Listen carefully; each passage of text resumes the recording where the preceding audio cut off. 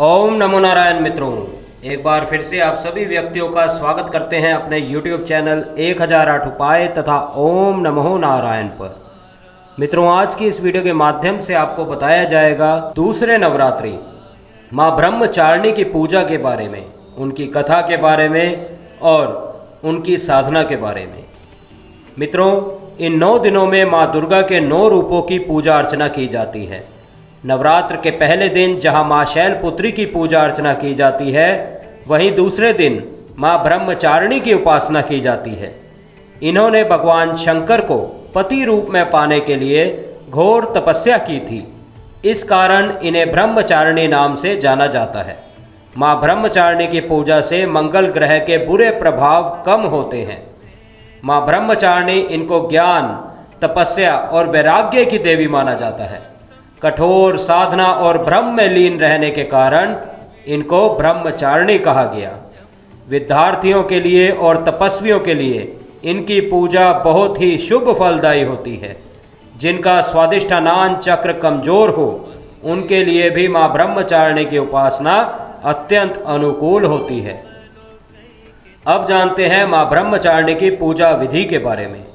मित्रों, माँ ब्रह्मचारिणी की उपासना के समय पीले और सफ़ेद वस्त्र धारण करने चाहिए। माँ को सफ़ेद वस्तुएं अर्पित करें, जैसे मिश्री, शक्कर या पंचामृत। और ज्ञान और वैराग्य का कोई भी मंत्र जपा जा सकता है।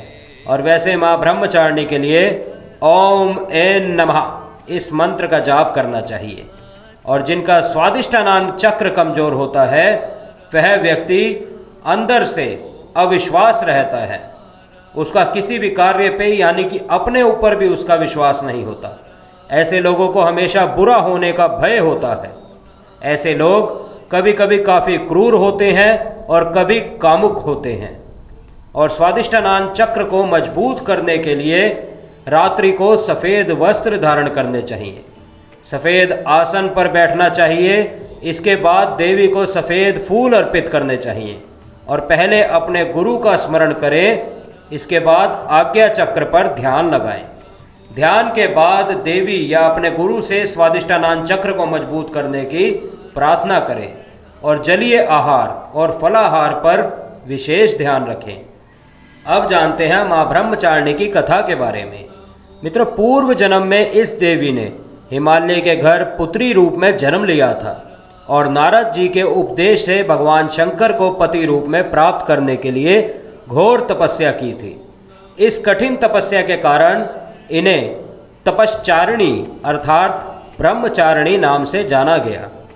1000 वर्ष तक इन्होंने केवल फल फूल खाकर बिताए और 100 वर्षों तक केवल जमीन पर रहकर शाक पर निर्वाह किया।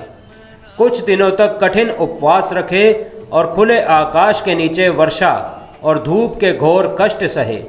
3000 वर्षों तक टूटे हुए बिल्व पत्र खाए और भगवान शंकर की आराधना करती रहीं। इसके बाद तो उन्होंने सूखे बिल्व पत्र खाना भी छोड़ दिया।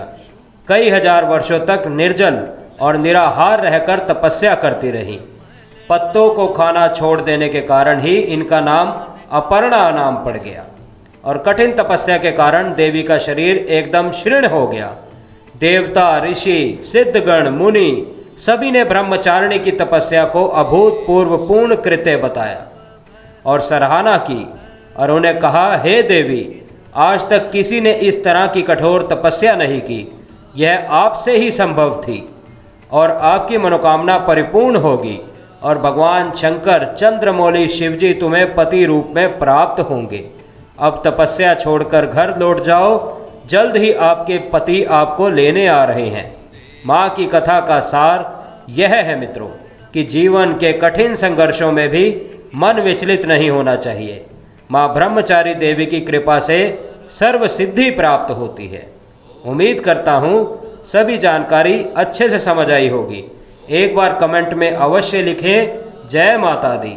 और वीडियो पसंद आए तो वीडियो को लाइक ज़रूर करें और चैनल को सब्सक्राइब ज़रूर करें, ताकि आने वाले समय में आपको इसी तरीके की बेहतरीन से बेहतरीन जानकारी हमारे द्वारा प्राप्त की जा सके। हम फिर मिलेंगे आपसे किसी अन्य वीडियो में, किसी अन्य जानकारी के साथ, किसी अन्य उपाय, किसी अन्य टोटके के साथ। तब तक के लिए आप सभी मित्रों से इजाज़त चाहते हैं। ओम नमो नारायण, ओम नमो नारायण, ओम नमो नारायण।